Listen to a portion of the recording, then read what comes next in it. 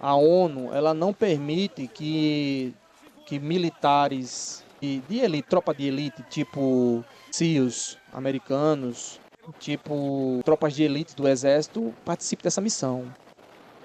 Mas devido às circunstâncias do terreno, devido à milícia armada, o batalhão brasileiro criou o DOPAS, que é o Destacamento de Operações de Paz. E nesse Destacamento de Operações de Paz foi incorporado só os militares FE, que são as Forças Especiais, Sei. foi os comandos do Exército, que é os Caveira, os comandos. Então, esses caras, eles foram a nossa chave de entrada para dominar alguns pontos no Haiti. Através desses, esses caras andavam durante o dia no meio dos haitianos sem serem identificados. Esses caras, eles conseguiam trazer para nós todas as informações, conseguiam trazer para nós detalhes que a tropa Outro vídeo. andando nos terrenos não tinha condições de trazer. Então, assim, eles se infiltravam nos terrenos, traziam todas as informações. Isso aí, é a mesma situação. Isso aí é na cozinha do inferno. Fica no porto. Sei. É uma área no qual a gente estava tentando. Misericórdia, Essa foi uma das últimas áreas que a gente estava tentando pacificar. Mas cobrindo ali, ó, é, o guerreiro passando. a gente teve muita dificuldade porque assim nós não conhecíamos o terreno e as gangues são habituadas nos seus bairros, conhecem bem o terreno, então para nós era mais complicado. Isso aí você pode ver as casas dos haitianos como são feitas de lata, né? São feitas de lata. É um tiro de fuzil e sai vazando tudo aí. Infelizmente, por conta desse tipo de residência deles, existia Bala perdida. muito efeito colateral, né? Existia muita baixa civil, porque um tiro de fuzil ultrapassa 7 paredes de tijolos tranquilamente. Então, nós trocávamos muito tiros durante o dia. Tinha dias que nós dávamos de mais de 1.000 tiros, né? Dois, um pelotão em 3 urutus gastava mais de um culote de munição. Então era 3.000 tiros. E muitas vezes os confrontos começavam de manhã, se terminava de noite, ou até às vezes vara na madrugada. No outro dia a gente estava trocando tiro ainda. E a gente gastava muita munição. E assim, agora assim, nós tínhamos as regras de engajamento, Sei. que era apenas atirar no que vê, nunca atirar em fogo em movimento.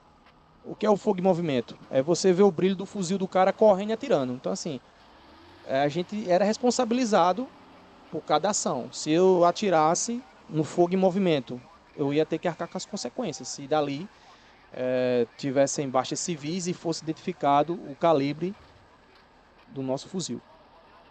Então, assim, Teve?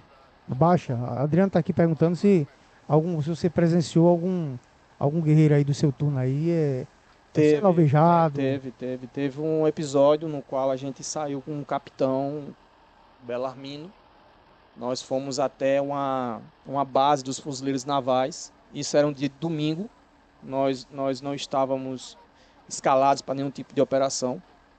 O capitão Belarmino ele estava se destacando bastante porque nós conseguimos pacificar algumas favelas no Haiti, no qual nenhum outro contingente tinha entrado ainda.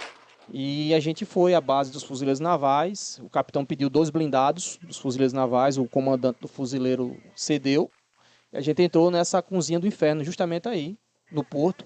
E assim, Vocês chamavam Cozinha do Inferno aí, essa área aí. cozinha do inferno. Você verifica que são ruelas, não são ruas. Então, assim, o capitão ele não fez um roteiro, não traçou um plano, porque assim, no Haiti a gente fazia planejamentos, era 2, 3 dias estudando para como fazer. E o capitão ele simplesmente foi. Pegou, pegou 3 blindados da nossa companhia, pegou 2 blindados dos fuzileiros navais e adentramos a cozinha do inferno.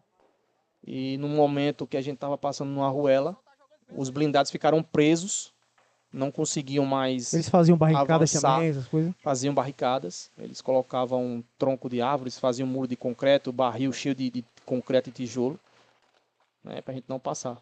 Então, assim, chegou um momento no qual o blindado não podia mais ir à frente e surpreender a tropa de cima de uma laje e alvejaram os militares que vinham nos blindados da frente, nos dois primeiros blindados, que eram o primeiro era um blindado da ONU, que era da nossa companhia, e o outro blindado, o segundo e o terceiro blindado era dos fuzileiros navais.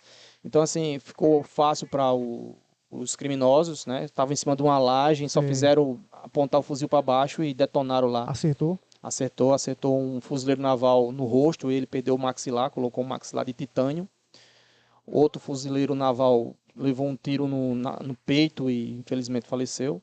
Outro fuzileiro levou um tiro na perna e no braço, porque assim, foi uma rajada de fuzil e o blindado, como ele tem material, ricocheteou dentro. Então, assim, o projétil ficou ricocheteando dentro do blindado e perfurando todo mundo.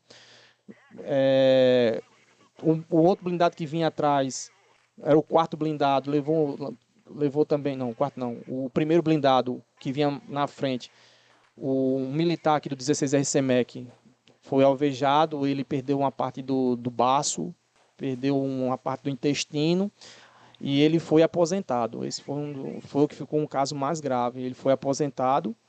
Hoje, acho que ele já deve ser segundo sargento. De imediato, ele foi trazido para o Brasil e ele até hoje ele anda com uma bolsa de colostomia, arrastando assim uma bolsa de colostomia, porque ele perdeu a funcionalidade do intestino, então diminuiu o intestino dele. Então ele anda com a bolsa de colostomia e ele já foi logo aposentado quando ele recebeu alta do hospital na República Dominicana, foi extraditado para o Brasil e aposentado. Ele é 16 RCMEC, devido a esse episódio. Então assim, quando a gente viu lá o sangue jorrando no blindado, a gente só fez, meu Deus do céu. E cada um tomou conta da sua escotilha e tacou o dedo, né? E recuou. Então esse foi um episódio aí que marcou bastante.